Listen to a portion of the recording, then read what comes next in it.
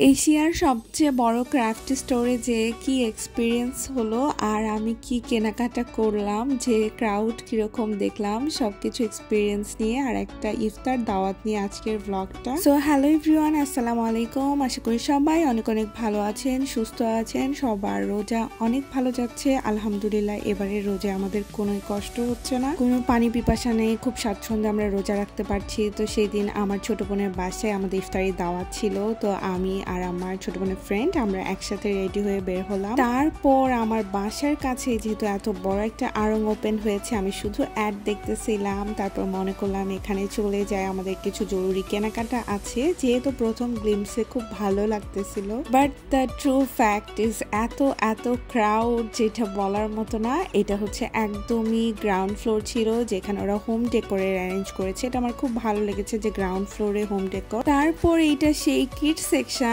যেটা আমি দেখেছি সবার ব্লগে, যে তারপরে দেখলাম বাচ্চারা অনেক খেলাধুলা করছে, খুবই ভালো কথা। বাট আমার দরকার ছিল বাচ্চাদের কাপড়, সো এখানে যে আমি একদম ফেসে গিয়েছি। দুইটা গিফটের জন্য আমার এমার্জেন্সি লাগতো কাপড়, তাছাড়া আমি এখান থেকে না নিয়ে চলে আসতাম। যেহেতু আমার লাস্ট টাইমে কোনো ব্যাকআপ প্ল্যান ছিল না, এই জন্য আমাকে এখান থেকেই কিনতে হবে। আর আমার বেবির জন্য একটা ড্রেস কেনার ইচ্ছা ছিল, বাট আনফর্চুনেটলি যেই ইনসেইন ক্রাউডটা আপনারা দেখলেন, এইটার মধ্যে আমি কিছুই করতে পারিনি, কোনো ড্রেস চুজ করতে পারিনি। লিটারেলি জাস্ট হাতে দুইটা তুলে নিয়ে আসছি। এতটা আনঅর্গানাইজড আর এত মানুষের মধ্যে আসলে কোনো কিছু অর্গানাইজ করে রাখাও পসিবল না।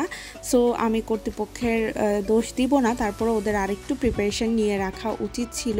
আমি কোনো বয়সের ড্রেস একসাথে পাই নাই, জাস্ট এমনিতেই র্যান্ডমলি পিক করে নিয়ে আসছি। এবং আমার যে বয়সের ড্রেস দরকার ছিল তার চেয়ে আমি বড় ড্রেস নিয়েছি। আর আমি সাথে গিফট কার্ড নিয়েছি, পরে যেন আমি চেঞ্জ করতে পারি, যাদেরকে গিফট করব তাদেরকে দিতে পারি। তো আমি ওই দুইটা কাজ ছেড়ে তারপরে একদম নিচের ফ্লোরে এসেছি বিল করার জন্য, কারণ কিড সেকশনে অনেক বেশি ক্রাউড ছিল। আর আমার একটু দেখার ইচ্ছে ছিল যে হোম ডেকোরগুলো কেমন করে অর্গানাইজ করা আছে বা নতুন কিছু আছে। নতুন কিছু ডিনার সেট দেখলাম যেগুলো খুবই সুন্দর ছিল, আর কিছু ফ্লোরাল প্রিন্টের আমার মতো একটু পুকি টাইপের দেখলাম, যেটা আমার খুবই ভালো লেগেছে। বাট এগুলো আমার উইশ লিস্টে আমি রেখে দিব, পরে কখনো গেলে তখন নিব।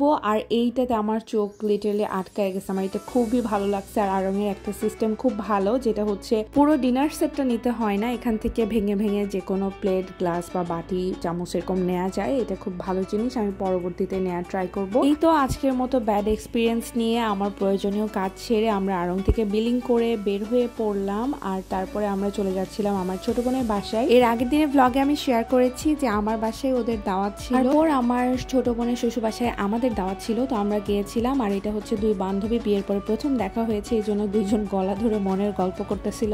আর এরপরে আমরা খাওয়া দাওয়া করে ফেললাম, ইফতারি করে কিছুক্ষণ পর রেস্ট নিয়ে বাইরে বের হয়েছে। ঈদের মধ্যে সব মার্কেটগুলো এত সুন্দর করে লাইটিং করা থাকে, আমার কাছে খুব ভালো লাগে। So that's it for today. আশা করি তোমাদের ব্লগটা ভালো লেগেছে। Tata, by.